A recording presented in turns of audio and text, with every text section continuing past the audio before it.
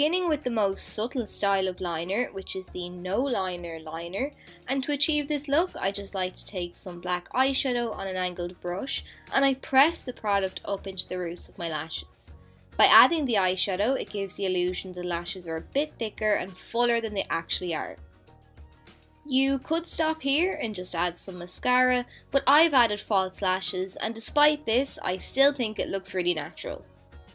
Next we've got the basic line, and this look literally entails just lining along the upper lash line, no wing, and you can make the line as thick or as thin as you desire. My eyeliner of choice is a liquid one, but what I like to do first is to map out my shape using a felt tip eyeliner pen, and this just prevents me from making mistakes. For this look, all I'm doing is drawing a curved line, mirroring the shape of my upper lash line, and once I'm pleased with the outline, I just fill it in with the liquid. Today I'm mainly focusing on lining the upper lash line, but you could apply this same concept solely to the lower lash line, or you could combine the two depending on what look you're going for, and that's what I'm doing now. I'm taking some more of that black eyeshadow now and pressing it into the roots of the lashes, starting on the outer corner and working my way into the tear duct. And then finally I'm taking a black eyeliner and adding it to the waterline. This will close up the eye and it gives the look a really nice grungy feel as well. You can play around with different styles and colours depending on the look you want to achieve. Just to show you, I'm adding a white to the waterline now, and this will give the opposite effect to the black. It'll open up the eyes, making them appear larger, and I think it gives a really cute doll-like appearance to the eyes as well. On to the next look, the classic winged eyeliner, a firm favourite of mine and of many I'm sure. To do this today, I'm continuing on from the last look and just adding the wing. However, if you need a full, detailed, easy tutorial on how to create the perfect winged liner, I've already a video dedicated to it, which I'll leave in the card above. With this look, again I'm mapping out the shape of the wing with my felt tip pen first, and then I'm filling in the outline with the liquid to perfect the look. Liquid is just my personal preference, but you can use any eyeliner to achieve these looks, whether they be gels or pencils or even eyeshadows. This next look is a great one for the summer in particular. Today I'm adding the pop of colour to the lid, but the colour would look great along the lower lash line too. To achieve this look, you need to start out with a black eyeliner, create your flick, and then pick a colour for your second wing. I went with this gorgeous turquoise liner from Gosh, and I'm lining the upper lash line again, but I'm not making this line as thick because I still want that black to peep through.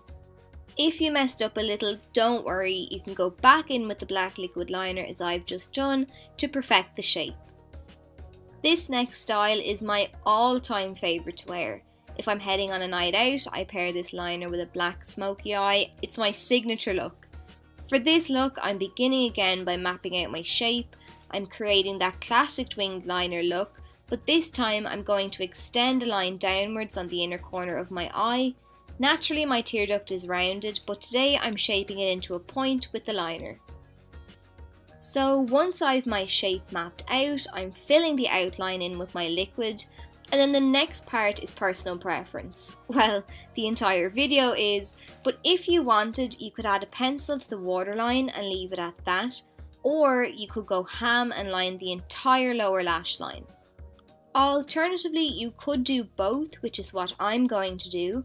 So I'm lining the waterline now, and once that's done and I'm happy with how dark it is, then I'm taking some black eyeshadow on an angled brush and I'm lining along the lower lash line. Like how I map out my shape with a felt tip liner pen, I'm using the same concept here, but I've used an eyeshadow because it's actually going to set that kohl pencil in place too, so that it doesn't smudge throughout the day. Then, once I know where to line, I'm picking up my liquid liner again and perfecting that shape.